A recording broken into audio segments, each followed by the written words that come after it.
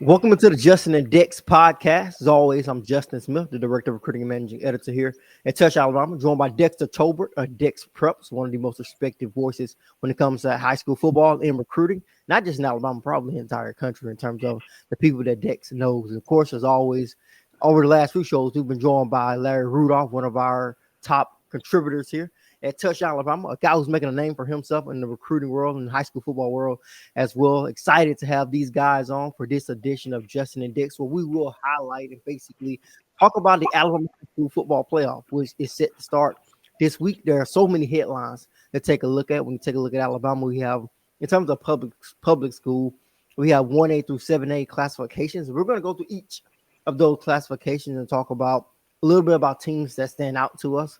Give some predictions about, this is kind of like where we feel this classification will end. And we'll start actually today with the 1A classification. This is a classification that is really interesting for a lot of different ways, because a lot of times when you hear these schools, your first thing that is going to come to the mind of a lot of people is the fact that these schools do not have a lot of players, and they're not known to have a lot of talent in terms of just having a roster that's going to be loaded from top to bottom. Just the reality of playing 1A high school football. But these are teams that play with a lot of heart. These are teams that play Ironman football a lot. These guys play offense, defense, special teams. You probably don't get off the field if you're playing at 1A high school. So that is kind of like what we're going to see from a lot of these teams, and we're going to basically set the scene for you guys. And I'm going to start with you, Dex, because I know you know a lot about a lot of these teams, and just what are your general thoughts about the 1A state playoffs Uh, for this upcoming playoff? and outside looking in, everybody think it's going to be between Watley, out of the north, Maplesville out of the south. But I think Leroy can throw a wrench in the pitch as well, because Leroy's pretty good. You start with Watley, they're defending state 1A champions. With Auburn linebacker commit 4-star Jaquez Wilkes, and then Maplesville has the number one linebacker in the country for 2028 on one of the recruiting media sites in Nehemiah McCrary. So I think you got to start with those two. And like I said, I think Leroy can kind of throw a wrench into it in the South. In the North, it's hard to say. I think it's a team called Hubbertville that's averaging a lot of points, but I don't think they're playing a strong region. So if I had to call it right now, I would say look for a repeat of Watley versus Maplesville in Class 1A. Yeah, I think that's a really great prediction. That's kind of like where I would lean, but me and you have talked about the one in classification a lot this football season, Dex, and the team that a lot of people kind of have some question marks about is Leroy, because they are good, they are undefeated. When you take a look at the history of the Leroy program, when they are good, when they are undefeated, they are going to compete for a state Yeah. championship. That's just what they do. That's just what they do there. They have ups and downs when it comes to their program, but when they're up and they're established. Yeah. And they're one of those teams that we're going to take a look at. And there's going to be other teams I think we're going to learn a lot about in this 1A classification. But I think I'm going to lean more towards what you're saying too. Dex, I think this is a classification that is likely going to have their repeat happen. And Maplesville, just taking a look at what they have with Nehemiah, with some of the weapons that they have, it should be a much more competitive matchup in terms of what Yeah. happened last year with Maplesville and Watley. And before I throw it to you, Larry, the team that I watch out for in 1A is Linden. I think Linden is a school that they lost a couple of games, but they lost some games they were in the games. There were some Yeah. tough. No, that's another one of those schools that is going to compete. If I'm not mistaken, I think they won a state championship a few years ago with like a record that wasn't impressive. They were probably like 6-4 or like Yeah. 7-3, and they made like a run and won a 1A state championship. So Linden is probably my sleeper in 1A, but I'll throw it to you, Larry. Just get your thoughts about the 1A classification. Yes, man. Linden is always one of those tough out teams, man. They have a huge second round matchup. If the bracket fall out that way against Leroy, I will be paying attention to that. I pass by Leroy all the time, and I need to stop it. I was just down there today when I went and seen Jackson. I drove right by, so I need to stop by next time. But like Dick said, we're probably staring at a Maplesville and Watley rematch once again, and nobody's surprised there.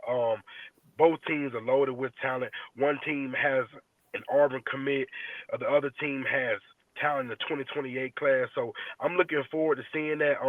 I'm starting to pay much more attention to the 1A class because of Dexter Tolbert. Nobody do it better than Dex. So so Appreciate that, man. he getting me on the game, and I'm starting to love it because, like you said, Justin, that is Iron Man ball. That is where you're going to play almost every snap. We just seen last year where Elba lost second or third round, and they had the lead rusher in the state history, and they Yeah, didn't make it. So yeah. so I'm excited to see it, man.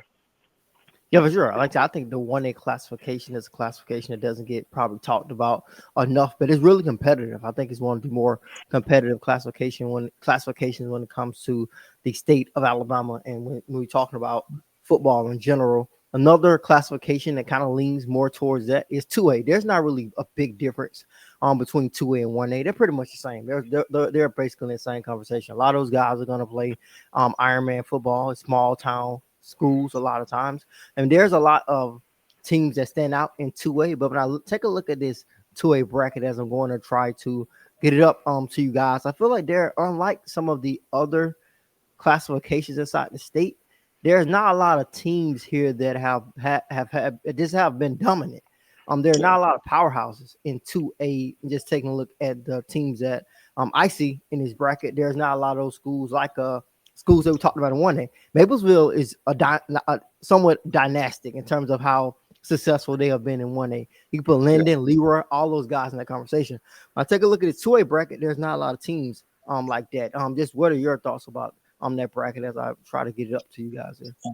For me, Yeah, Dick. 2A, you got to start with Coosa Christian out of the north. I mean, they beat a 6A, was it Blunt? And they should have beat 6A Pale City. They lost within 13 seconds. So the last 13 seconds of the game. And again, a 28 class and for Coosa is a guy named Kalen Johnson. To me, is one of the most dynamic playmakers, and not just in Alabama, but in the country on offense, defense, and special teams. So, and then in the South, to me right now, that I would say the king of the South kind of speak right now. The 2A football has got to be Laverne. They got to be the team you talk about. They are loaded with talent. So I'm thinking, and just the way I'm seeing it right now, if it plays out, I know Tuscaloosa Academy may have something to say about it in the north, but I think Coosa beat them earlier in the year pretty handily. So right now, I would say Laverne and Coosa Christian would meet at the Super 7 this year. But if I might be off about this because a lot of times it's a lot of teams that were going off.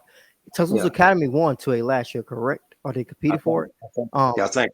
And they are still in it. Tuscaloosa Academy, they are a 1C too, so they're going to make it interesting. So they're going to be in the mix for that too. I'm shoot over you, Larry, to get your thoughts on the 1A, not the 1A 2A classification. Yeah, man. Last Friday, I went and seen Bayside and Tuscaloosa Academy, and I know that Bayside is one of the top 3A teams. They beat Tuscaloosa Academy 50-0. I'm just not high on Tuscaloosa Academy at all. Yeah.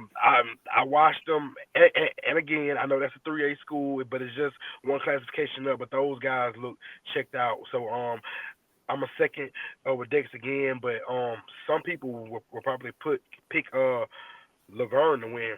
I'm gonna go with Coosa. I think they got it. I seen all I need to see. They can compete with any team in 2A. So, but it's always some teams in there, man, that can mix things up. Always. Yeah, for sure. And like I said, I'm showing you guys now the 2A classification. I think Pickscott is a school that just always seems to be in the mix. Pisgah, they're pretty strong. So they may can challenge Coosa a little bit. The game I'm gonna check out tomorrow's a 2A game. Pleasant Valley.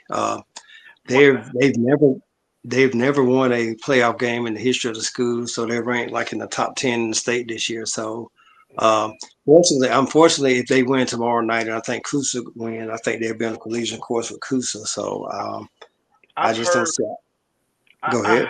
I'm sorry. I've heard Washington County always has the athletes, and they're just not that disciplined. Somebody told me that, but yeah, they can make some noise too as well. And Chickasaw down here in the Mobile area. Congratulations to them for getting in there as that fourth seed. But yeah.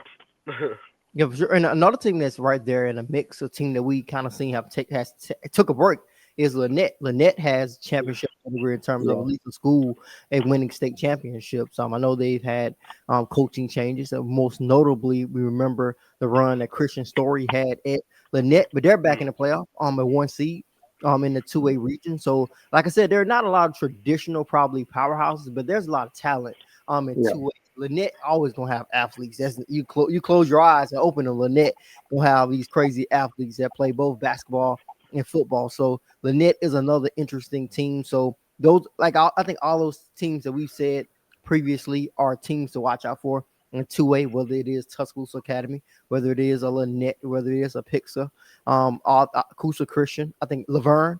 I think Yeah. Laverne Coosa Christian is probably the favorites to compete for that state championship, at least at this particular point in time. But like we said at the beginning of this show, there may be a sleeper. And Yeah. 2A we are not talking about who are going to show why we should. The 3A classification is next up. Another classification that kind of is they're a little bit different than 1A, 2A. Maybe you have a couple more guys who don't go quite everything. You got just a bigger roster typically, and there's a lot of talent in this classification. I'm going to start with you, Larry. Talk about some of the talent in 3A, specifically in the South. I know you are more familiar with those guys. You can start with Cottage Hill Christian, with them having a 2 spot in this particular playoff. Yes, Justin. Cottage Hill Christian has been not that impressive over the last 4 or 5 years, and now they come out here and they were undefeated until they played Bayside, who won 3A Region 1. Cottage Hill Christian has Shamar Tootle.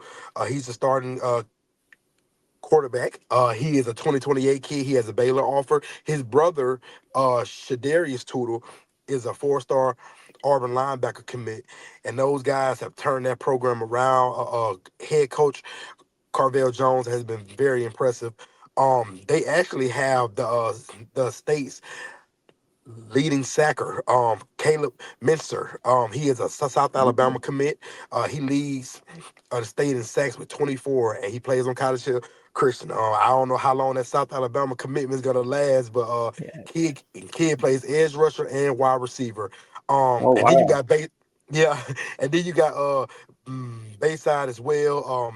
They're looking unstoppable. Almost they only lost to 4A Region 1 champion St. Michael's. Those guys 9-1. They have Davis Barnett, who's a 2028 quarterback who transferred from Gulf Shores, and then they have Monroe Parton, who is a Wake Forest commit who plays tight end and linebacker. Tomorrow, I'm actually going to watch Southside Selma for the first time, and we all know who they are. And they have the state's leading passer, who is a 2030 kid, who I'm very excited to see. And they have talent all around him. They got Amari Towns, who's a Purdue tight end commit. So, and they have Cedric Simmons, who has a Auburn offer at wide receiver. So I'm excited to see how those guys look. I'm excited to see the 3A South period, because I just named 3 teams, but it's even more teams than that. Yeah. I'm sure that 3, yeah, that's like you said, you hit it right on the head. Larry, I'm excited that you're going to go to Southside Selma, in kind of close to my hometown, about 30 minutes within the Blackbird area. It's a great lot of talent in that area, and a lot of times we don't get a chance to have that many great football hmm teams. I know West Maplesville is really good, so Southside Selma is a great program to take a look at on this week. And I think it's kind of crazy, and people probably say like, wow, they're undefeated, so why I would say they're a sleeper, because they've never been there. They haven't been there before. Exactly. That's kind of like the thing about it, that everything is going to be new for them in terms of them being expected to be really good. They actually kind of surprised people last year when Derek Smith was there. They made a deep playoff run, but it was kind of like, yo, they came out of nowhere.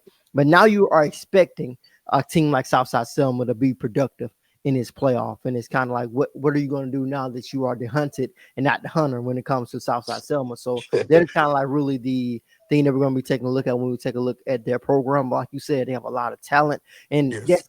you confirmed when me and Dex were talking about earlier, that I remember seeing a story that hey, they had this really young quarterback who was throwing it to was throwing the football to the Cedric Simmons and the Amari Town. So that's kind of like one of the things I wanted to get an update on as well. But 3A is really, really interesting because you have, like, I think every classification we talked about so far, the reigning state champion comes back. You're talking about Marshall Bible. Unlike Southside Selma, they've been there before. And Marshall Bible, I think that's the only thing they know how to do. That's the only thing you know how to do is be back in the final, in the playoff, and be competing for a state championship. Because ever since the school basically has had a football program, they've been in the mix. And I'm gonna get your thoughts about 3A Dex. I know you've seen a lot of these teams as well. Yeah, Mars Hill, like I said, they're returning Class 3 state champions, loaded with talent. Coach's son, Coach Higgins' son, he's committed to UAB. The Penn kid, he's committed to Troy. So, of course, you got Piedmont, they was on a dominant run a few years ago with Jacksonville State commit, Rolly Pinto. And, you can't forget about Fife. That's a team we kind of, they've been dominating for a while. I think they're kind of like 9-1 or 8-1 this year. So, they can always be in the mix. So, for me, if we had, I see Gordo right there. They're one of the top seeds as well. So, I know some people are gonna say it's clear cut, but Fife can always throw a wrench into things. But if it goes as predicted, I think Mars Hill will be the team out the north. I know the Piedmont people is gonna be mad at me, but I do think Mars Hill. I do think Mars Hill is the team to beat in the north. Then, like I said, I think Piedmont, they have a chance. And of course, if you're a Fife, you're always gonna have a chance. And so right now, I would say Mars Hill out of the north, and Larry, who would you say out of the south? Ooh, Dex. I'm gonna put you on the spot. Hey, I put myself on the Yeah, spot. So I put you on he the did. I got Southside Selma versus Mars Hill in 3A state championship. spot. All right. So your dark horse in 3. I'm gonna throw one in. Bayside Academy. Yeah, you got Bayside. I watched Glenwood. I think they're very talented. Watley beat them, but I honestly believe if it was on a dry field, it would have been a lot closer game. Very athletic, very fast. And then you got Randolph County, which has Mo Winston. I think they're in the South region as well, but I don't see them coming out of the South. Because it's just so strong down there. So, but I say if I had to pick a dark horse in the South, it would be Glenwood. Dark horse in the North would be Fife. If that's, I know it sounds crazy. If Fife is a dark horse, but that would be my 2 dark horses.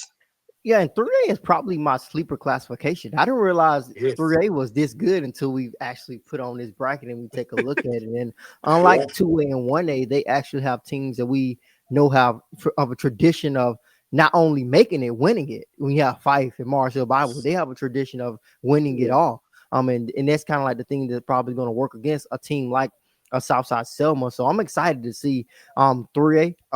Just looking at that side of it. I think I would go with Southside Selma too, but probably the more intriguing matchup, because I did want us to talk about intriguing matchups. I like this Thorsby and Randolph County matchup. I think that's really interesting because I know Thorsby has a respectable record, but Dex, you've been telling me about Mo Winston this whole time. You've been talking about Mo Winston and how explosive he is, and when you got a playmaker like that, you can do something in the playoffs. So this probably is my intriguing matchup of the first round. I'm looking at Randolph County and Thorsby. That's the matchup that I'm going with. But yeah, so that's kind of like the crazy part about it. But the team that I've got coming out of North, and call me crazy, but I'm gonna go with Fife. I'm gonna go out on a limb and say Fife gonna pull it off. Because Fife, I don't know about that. Dex, I'm gonna break down why I feel that way, because I've seen we've talked about Fife a lot in terms of the way that they are orchestrated, how disciplined they are, and I think if any team could do it, it will be them. And I just can't bet against them in a way. I feel like they've been so successful with that system, it's hard for me to go up against them. But I like Marcel Bible too because they're similar. They're very similar. Matter of fact, I want to say Marcel Bible offense is a little bit more explosive in terms of being wide open, but it Yes, still got that yes. same type of offense. So the 3A probably, like I said, I think 3A is my sleeper classification. I really like 3A. I think Yeah. I think it's gonna be interesting. I really want to see how this first round go off, but in terms of my intriguing matchup, I probably go with Thorsby. I'm in Randolph County, but yeah, we're gonna transition now. I'm gonna talk about the 4A classification. This is where we start to get into more of the teams who probably have bigger rosters and probably a little bit more talent and a little bit more resources, just based on the fact that these are Look, typically look, bigger look. schools. Uh, Justin, bro, Yeah. you got to bring up that we could have two potential second round matches. We'll have Jackson and Hanley, and we'll have Booker T at St. Michael's. That is gonna be, whoo, it could be some upsets. Yeah, that's the crazy part about 4A, Larry. Happy that you jumped in there because 4A is good because it's gonna get good early. It's gonna get good fast. Like it's gonna be Yeah. like, yo, Yes. it's gonna get really, really competitive fast. I know these are a Hmm. lot of teams that you are familiar with, Larry. So it's part of it. That's what we're talking about. You eventually can get to your prediction, like who you think gonna meet in the state championship, but also let's talk about just some of the teams that you are familiar with, like the Jacksons, like the St. Michael's, and why 4A is as competitive as it is.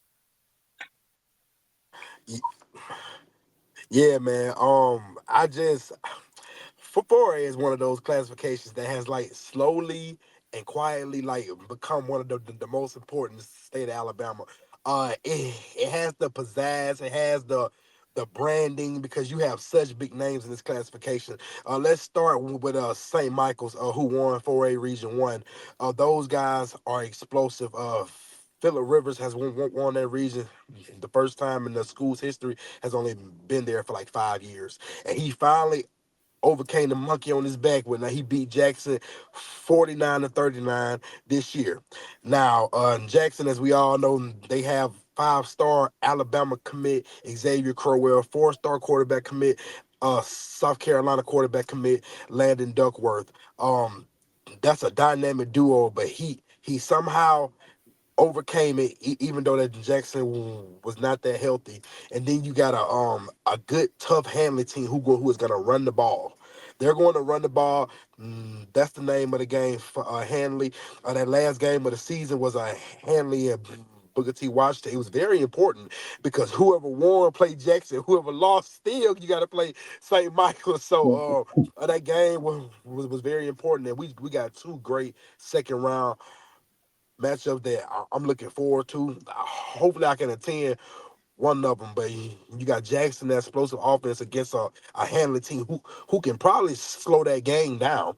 And then up north, you have Cherokee County, of course, West Morgan. But I'm slowly growing on this Anniston team. I'm growing on them. If I had to make a prediction today, like right now, I would go Jackson versus Anniston in the 4A state championship. But of course, we got plenty of time. We still got a lot of 3 weeks, 4 weeks away. But that would be my prediction right now.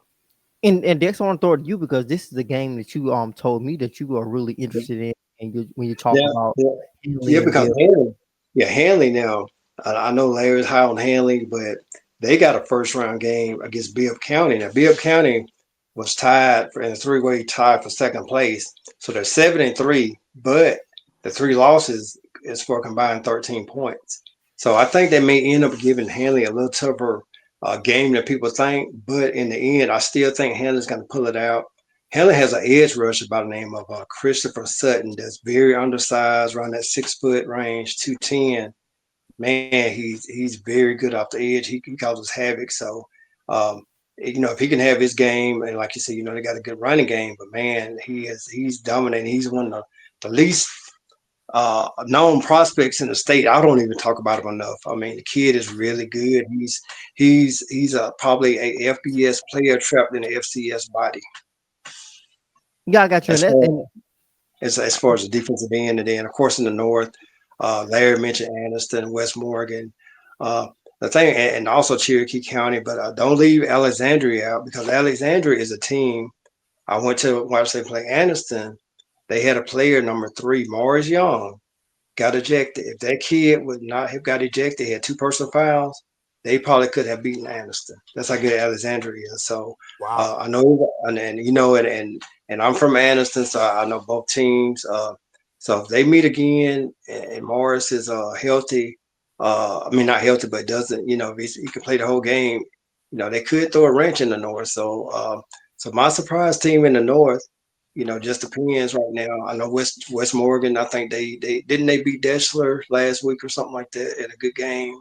Yes, Uh, yes, yes. and so Anderson is from Anderson. They cannot athlete almost anybody in 4A, maybe except for Jackson. But Yeah, uh, don't count out Alexandria in the North. A lot of people don't know about Alexandria. They're big, strong country boys, but they got a lot of speed this year. So they can play with Anderson. So it just depends on which Anderson team shows up. Anderson, you know, they got to cut down on the penalties. They can't afford the penalties against Alexandria. Alexandria had a lot of penalties too. So if both of these teams, you know, clean up the penalties, man, this could be a really great game if they, you know, if things play out the way it should and they meet again in the 4A North. So I'm still thinking Anderson, but Alexander could throw a wrench in there.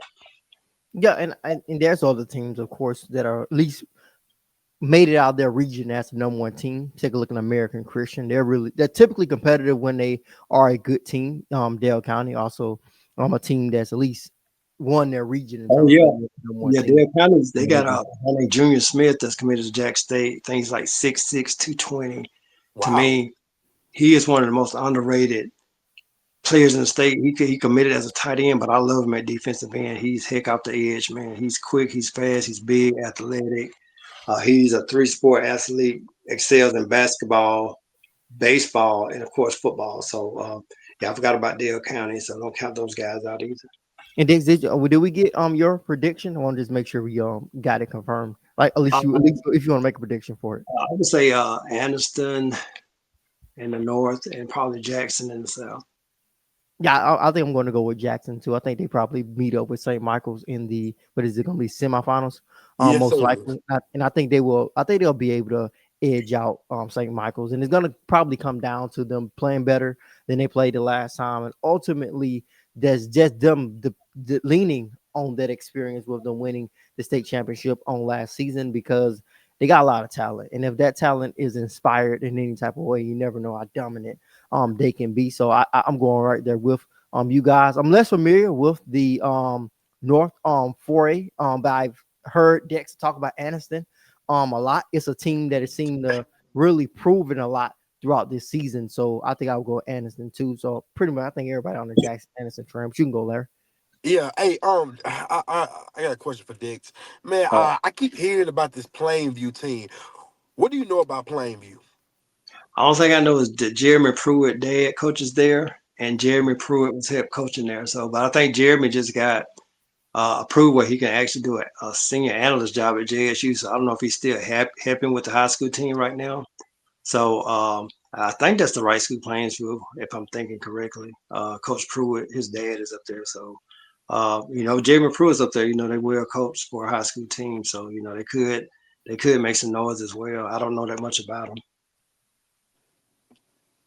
Yeah, and we're gonna move along here to the 5A classification. This is a classification I think you probably are one of the more informed people on it, Larry, in terms of 5A. There's a lot of great teams in this particular classification. A lot of teams that, like I said, I feel like you have seen, whether we're talking about the Vigors of the world and the Williamsons, if I'm not mistaken, in terms of 5A football inside the state of Alabama. Just what are your general thoughts about this 5A classification, Larry? Uh, I'm gonna say, defense apparently wins. Defense wins. UMS Wright finished third in 5A Region One, but UMS they actually led Viger at halftime. 5A Region One is one of the toughest regions in the state of Alabama. Um, I really like that UMS Wright and Andalusia game is gonna be amazing. I wish I could go. That's gonna be a tough first round matchup. Viger has Army quarterback commit Sammy Dunn, of course, and he has Alabama edge commit Jabarius Garrier on the defensive side. So Viger is primed for another run. They went to the fourth round last year in the 5A playoffs, but they lost. Dylan Jackson, he moves back from quarterback to wide receiver now. That's Sammy Dunn's back. Williamson, they beat Viger 22-14 about 3 weeks ago. So I'm excited to see how they looking. They have Notre Dame linebacker commit Ellis McGaskin, Auburn DB commit Jalen Scott. They got 2028 edge rusher Demarcus Dale Brown, who's a four-star who has LSU, Auburn, Texas A&M. So that team is loaded. Williamson is loaded on the defensive side. It's gonna come down to who has the edge as far as offense goes. I feel like because Williamson and Viger, they basically cancel each other out, but I wouldn't sleep on Central Clay County. Justin, me and you both, we watched those guys. Week 2, I think, against Benjamin Russell, they had some guys out, so I'm throwing that game out because I'm not gonna sleep on those guys. Up north, of course, Moody is the favorite. They're actually my 5A favorite. Um, um, those guys have a great defense as well, led by four-star linebacker Barack Willis, West Virginia D-line commit Cam Mallory, Western Kentucky D-line commit Henry Smith. So those guys are loaded over there at Moody. So if I had to, and also don't sleep on St. Clair County. I like those guys. If I had to choose, I would go as of right now, Central Clay County versus Moody 5A state championship, and I got Ooh. Moody winning. I And was, I Oh, was wow. just I I'm was just going about Moody to say winning. that. I'm not sure much about the south of it, but I think I Yeah, was gonna say Yeah, Moody Moody. wins the state championship because Yeah. I think it's time. In just terms of their program with Jake hmm Gaines, is what he learned working at Thompson, working under Mark Freeman. I think he knows he's built the right way in terms of being a coach, and I think it's time. And like you said, that defense is talented. And he is a defensive guy, if I'm not mistaken. You have Barack Willis and those that's talented defense. You have a team that just continues to get better. And this is a really mark of a great football program at the high school football level when they go through all those changes, but they still are competing. Not only competing, you're the number one team in your region once Yeah. again. And So that state shows in the state consistent. right now, I think too. So are they number one in the state right now? And 1A or 3? They what number 3 and 5A right now? yeah. Moody. I think they three because one is Williamson, so I think they three. They might be Yeah, for three. Yeah. sure. Yeah, Yeah. so that speaks I to it for agree. sure. I agree with the North Moody. I got a chance to watch them play twice this year. So watching play against Jacksonville, the first half was so, but man, the second half they just came out and dominated. And two, man, we talk about on defense. Of course, they're loaded on defense, but offense they got South Florida commit, receiver the Doja kid. They got Metals that's committed to Western Kentucky, the running back, and then they got another receiver that's really good. So. Uh, Yeah. I have Moody coming out of the 5A North, and also I got to see a defensive back. They got, I think, a 28 kid as well. They had a pick six against Lincoln, and I think he had 3 interceptions Owen that game. Randall. Owen Yeah, Randall, I think this is his yeah, name. yeah. So right now, I think it's a consensus that Moody should be the team to beat in Class 5A as of now, at least in the North. So that they're very strong. So like I said, I got a chance to watch them play, and I was very impressed, especially against Lincoln. Yeah, so we'll be definitely be watching that 5A classifications. A lot of great teams in that classification. But I think this is the classification probably going to spend the most time on because there's so much to talk about when it comes to this classification. I think everybody said at the beginning of the year 6A looked like the best from top to bottom. Like there's so many teams who could win it, so many competitive teams. These are deep teams. These are teams who have all of the resources. Who you're playing 6A football, you're playing one side of football. You're not playing both sides of the football because that's just typically how it works. So 6A is a school that is not the school, it's the classification that is up. And like I said earlier, this is a classification that is loaded on with talent. And I'm going to just get my initial thoughts. When you just take a look at it, you just scroll up and down this classification in terms of their bracket, you see so much talent. Benjamin Russell is so interesting because they have Kirk who comes in, and he really is a guy who has experience having a lot of success as a high school football coach at Montgomery Catholic. He comes to Benjamin Russell and looked as if he was going to have some growing pains at first, but those growing pains didn't come in the terms of L's. They just came in terms of, hey, we're not productive, but we're still winning. They were winning when they weren't playing their best football. So that's what makes Benjamin Russell really, really scary. To me, they're a team that pops out when you take a look at the 6A classification. You take a look at programs like Theodore. I feel like they're always competitive. Pike Road, I think that's a team I kind of forget about. When I take a look at the 6A classification, I think that's a team that I haven't even put in my mind when I take a look at 6A classification. Then it shows you how deep this classification is. Bessemer City is a school that I've heard about throughout the season having some success. Saraland and Saraland, they're going to be competitive. They're going to be in the mix. This is what it's going to be. That's a team to definitely just always keep our eyes on. And I think Pell City being a 4 seed actually just shows you how deep this classification is, because I feel like Pell City is a decent team. And if they're 4 seed, just shows you just it's a deep classification. I'm gonna throw it to you, Larry. Just what are your thoughts about this 6A classification? Man, things can get rough real quick. But it's the depth in this. I'll say depth, man, because in the South, just like you said, you got first year head coach Kirk Johnson. He over there, he got the number 1 player in the 2028 class of state of Alabama, and the Kingston pre-year quarterback. You got Cedarian Morgan, Alabama commit. But then you go down to the traditional power, Saraland, who is looking for a 4th consecutive appearance out of the South. And Jeff Kelly, it doesn't matter. KJ Lacey's gone. Ryan Williams is gone. Now Jameson Roberts is that guy. He has Deshaun Spencer, Duke wide receiver commit. And then you look at a Pike Road.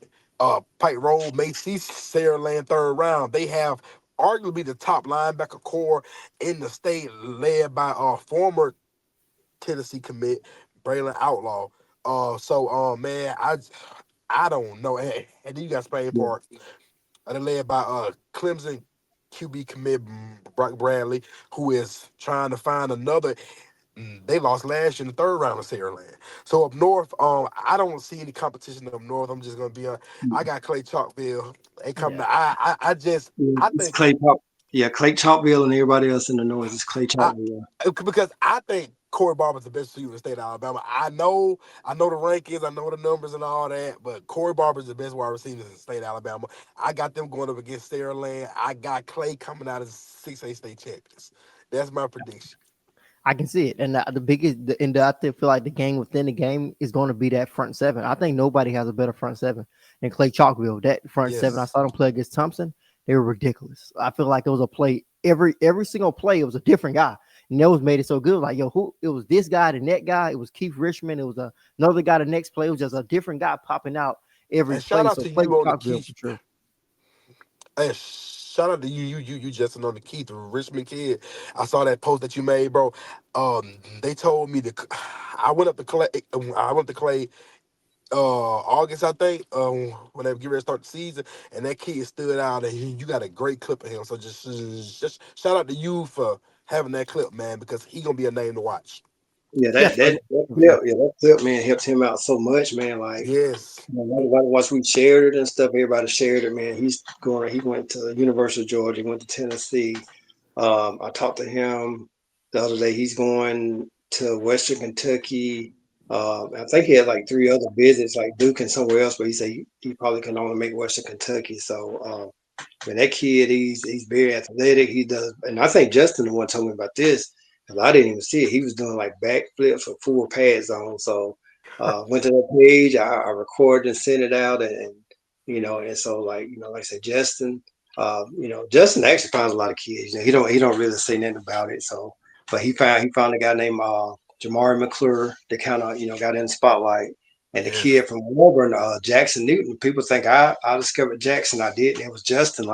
Dex, who is this kid from Auburn? That was like in my backyard, and I didn't even know him. So, Justin does a great job too, of putting kids out too. He just don't really tell people about it, but he does. So, I always give credit where credit's due. So, Justin's actually helped 3 kids and sent them to me that kind of blew up. And I do tell people, I was like, well, Justin, the guy that sent me this guy. So I'm not gonna take credit for something I didn't do. So shout out to Justin for that. Yeah, for sure. I appreciate that, Dex. But like the guys I'm on screen with, they find they're a very large amount of kids in Alabama as well. But probably the team that I probably would just be a little bit interesting to me in 6A that we're probably not going to talk about. I think they're decent, but I just think there's so many other teams that are going to outshine them. It's probably Gaston City. I think that's a team that I look at and say they're interesting. I don't think they're going to make a push, but they're probably just a team that for us to look at that's not going to get talked about in 6A. Do you want to say something about Gaston, Larry? Um, Mm. I they're They they're got okay. Zion Gibson. Zion Gibson, the Bama commit is really good. Yeah. And look, Justin, if they win Friday night, I need you at that Clay against City game because you got Corey Barber going up against Zion Gibson. That's must watch TV. So I Ooh, need you there. I need you there, Justin. Yeah, that's gonna be tough. That's gonna be that would be that's gonna be a tough matchup for a lot of different reasons. Because I think, to be honest, I think I think it'll be a good matchup in terms of us going to see those two talents going up against one another. But I Yes. don't like Gaston City versus Clay Chalkville from a oh, No. standpoint. that They're No. defensive not line. gonna Yeah, they're that not gonna defensive be able to line is contain gonna that that Clay Chalkville front seven. yeah, the defensive line and Clay's gonna dominate. And I love Coach Smith to death up at Gaston and Coach Avery and all those guys. But for what we do, we have to be kind of honest, in our assessments and stuff. But Clay Chalkville, I think will be just starting up front. I think they'll just be too powerful for Gaston City. And Gaston City has a decent, quarterback, two quarterbacks. They're totally different. One's a passer, one's more of a dual threat. But overall, I have to agree with y'all. Clay Chalkville is probably the cream of the crop in 6A. Yeah, Well, no, so probably not probably, but it is, at least in the north. And I know Sarah Land, those teams have something to say about it. But end of the day, I think Clay Chalkville is just too powerful for anybody in 6A, even 7A. yeah, I can totally see that. And the last classification we're going to talk about is a classification that some people probably say, "Hey, what's the purpose of talking about this classification?" We probably close our eyes and pick who wins this classification. Really, the last few years, you really probably pretty much could have did it. But hey, this classification is talented, is competitive. It's 7A. It's the biggest classification inside the state of Alabama. Is really competitive. But let's be real. One team has kind of dominated this classification for a while now, and it has been basically thought that, hey, if this team don't win the state championship, they're gonna be in it. Next school is Thompson. You just take a look at Thompson, loaded from top to bottom, loaded from top to bottom. I think this is one of the programs that probably we can just say this every year. They're gonna be loaded from top to bottom, not only on the field but off the field in terms of the coaching staff. They're probably gonna have the better coach, and most likely a lot of times the better player. It's better players the minute that they step onto the field. Just this type of program that Thompson has built, led by Alabama quarterback commit Trent Seaborn. So Thompson is likely the favorite to win it all, and that's just how it goes. You can Larry shaking his head no. Larry shaking his head no. you don't think so, Larry? You can go. Um, I'm concerned with Thompson's defense. That's what I'm concerned with. I actually got Central and Auburn playing in this championship game, and I got Central uh coming out as your 7A state champions. I I'm looking at this bracket. I'm really proud of Kenny Keating down there at Daphne. He got a quarterback now. He got Christian Seeger, who transferred from Spanish Fort to Daphne, and that's like 15 minutes apart. So he has a quarterback now. Uh, all week, we've been hearing about this thing in 7A Region 4 with the seeding and James Clemens and Florence. Are they going up there and challenging, saying that they played out of region? So Sparkman was really 3 or 4, and now they jump up to 1. So I think that's a good game for Daphne to win and capitalize on. We got first year head coach Warren Johnson and James Clemens. He was at Baker last year. Hoover has won 27 straight, I think, first round playoff games, but they got to play Central. I got them losing that game. But Hoover is always that traditional power, but they snuck in this time as a Yeah. 4 seed. And then on the other side, you got Auburn and Vestavia. Vestavia beat Auburn earlier this year, pretty handily. But I remind people that was early in the season. Teams get better. So I got Auburn winning that game. So that's why I got Central and Auburn. I got Thompson going down to Central semifinals. You know now, what didn't Vestavia also beat Hoover though? I mean, I know you said Hoover Yes. snuck in one, Yes. but I kind of agree that Auburn they're going to be a tough out on that part of the bracket too. So for me, I don't know. I'm kind of like Larry a little bit. To me, Thompson's down on defense just a little bit compared to have they been in the past. I do kind of like Central, um, so I don't know. Central, I'm not sure. Maybe Auburn. I kind of go with Larry on that one. I'm just not. I'm just not.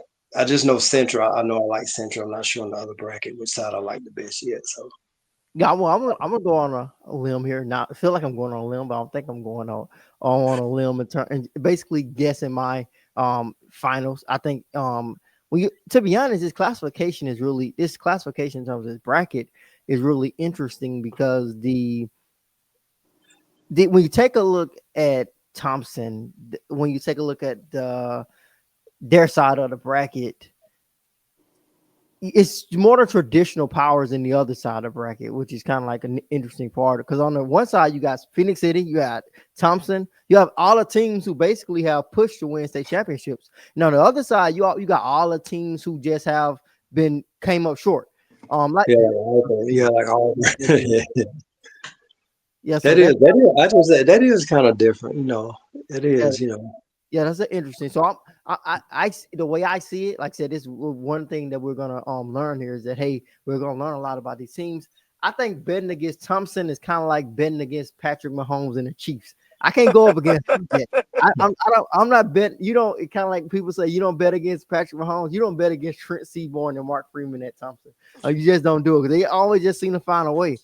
So I'm gonna go with I'm still stick with Thompson. Finding a way to just leaning on that experience, and I think they're gonna be if it comes down to a coaching decision, I feel like Mark Freeman is the guy I'm gonna put my money on in terms of he's gonna make the right decision. He's gonna put them in the best position to win it. So yeah, that will do it for basically our wrap up of the teams the brackets, but we're not done just yet. We're gonna talk about some players that we think could stand out throughout this playoff, and I'm gonna start with the guy who I talked about earlier in the season. He was my dark horse from Mr. Football. And like you said, Larry, you think he's the best wide receiver in the state. Corey Barber. The guy is freaking ridiculous. He had a ridiculous regular season. He turned so many people's heads. He's a ridiculous type of player, and he's just a dog, man. I think this is the way you just got to describe him. He's gonna go and get it done. He's gonna make plays. When his team needs him to make a play, he's gonna make it. You can make an argument that he single-handedly beat Thompson in the second half when they played against Thompson, just with his ability to make plays on the offensive side of football in terms of Clay Chalkville needing to put up points. So Corey Barber is a guy that I would watch out for. And like we've said before we aired the show and before we start basically talking about things, there's nobody who's basically locked up the Mr. Football Award. So the award is still up for grabs. So basically the guys that we are highlighting now are going to be guys who are going to be able to make a name for themselves. So Corey Barber is a guy that I will watch out for. And I'm going to go to you next, Dex, and talk about who do you think to watch out for in terms of possibly taking on Mr. Football or just some players to know in this playoff. Of course, for me, I would say Jaquez Wilson Watley. He hasn't really had to really dominate the way he had to last year so far. So they haven't really needed him to dominate, but when they did, he had. So I mean, he's 6'4", 240 now. He moves better. He's dominating on defense. He's still having 80, 97-yard touchdown run. So he's one of the guys I think that I like that could really make a difference and pull towards the Mr. Football. As far as another guy, is a younger guy that I like that's actually kind of molded out of Jaquez is Nehemiah McCreary of Maplesville. He's 6'4", talked to his coach today. He says he's probably like 230 right now. So, I think they just now leaning on him a lot now. And so last week he had like 206 yards just on 6 carries. So, so he's another guy that, I don't know if he's going to make a run for Mr. Football yet, but I think he's one of the guys that we need to look out for. Yeah, I don't know. Throw it to you, Larry. Just talk about some of the guys you are looking forward to seeing and just some guys you think people should pay attention to. Yes, man. I'm gonna stay down here in the 251. I'm going to a guy who's gonna be dominant at Saban Field. Uh, Xavier Crowell, Alabama commit, 5-star running back. EJ has been this dominant since he's been a freshman, guys. Yeah. He has the size. His He has breakaway speed that I don't think most in 4A have not seen, and we seen that last year. This year he missed the opening game against Saraland, but he still accumulated 1,500 plus yards and 19 touchdowns. I do think he can make himself the absolute front runner for Mr. Football in this playoff run because they have a favorable schedule. Um, I'm saying he can get over 2,000 yards and 25 touchdowns. He is dynamic. He is a threat to score every time he touches the ball. He had 336 yards and 3 touchdowns against St. Michael. He single-handedly almost beat them. Their last game of the season, he had 2 carries for 150 yards and 2 touchdowns. So it's just he's just ridiculous. He's dynamic, and I still think I know I put this tweet out. Him and Derrick Henry are probably the most dynamic running back recruits Alabama fans will see. And I'm banking on that. I know I sound crazy, Justin, but I'm banking on it, Justin. I'm banking on it. You got a strong argument. You got a very, very strong argument there, for sure. I would say because I say this too. He's the best running back prospect if he does sign, which he's definitely going to do to get on the recruitment. At least this how things are set up. He's going to be the best running back prospect they signed in a very, very long time. You almost, since Justice Haynes is not there anymore, I kind of like take him away a little bit. He's probably the best running back they've signed since Najee Harris, and that is saying a lot in terms of Alabama football, and they're just the running backs that they have developed. But that will do it for our wrap up here. In terms of basically going across the state, going at every classification. Again, I thought so. Like we said at the beginning of this show, I know we didn't get an opportunity to talk about every team, but we talked about a lot of teams. And if you win, you're going to get talked about as we continue to talk about the playoff as it continues to move forward. So we'll be back next week when the first round wraps up to talk about the second round of the Alabama High School Football State Championship playoffs. As always, I'm joined by Dexter Tolbert of Dex Preps, one of the most respected voices inside the state of Alabama when it comes to high school football and recruiting, as well as Larry Rudolph, one of the top emerging media personalities. It's so many things I can describe Larry in terms of just some of the stuff that he's doing when it comes to Alabama high school football and recruiting. So we definitely see what he's doing, and we definitely love the fact that we have him at Touch Alabama. But until next time, thank you guys so much for joining us. We'll see you guys next week.